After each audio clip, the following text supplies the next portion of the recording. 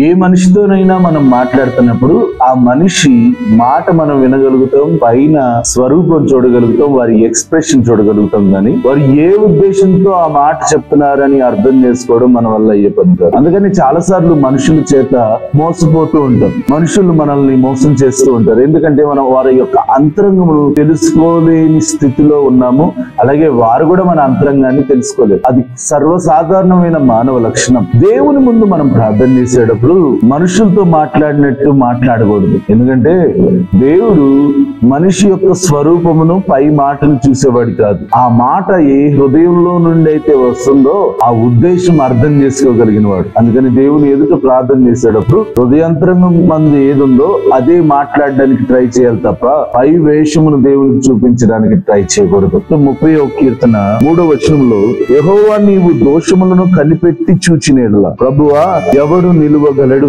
ఆయన దోషాలను కనిపెట్టి చూస్తే ఆయన దగ్గర నిలబడే అంత స్థితి మన ఎవరికి లేదు. అబ్రహాం నమ్మినది అతనికి నీతిగా ఎంచబడింది. అబ్రహాము దేవుడు చెప్పిన పని చేశాడని దేవుడు నీతివంతుడిగా ఎంచలేదు. అతడు నమ్మాడు. దేవుని ఎంతగా నమ్మాడంటే తన జీవితం మొత్తం దేవునికి అప్పగించేశాడు.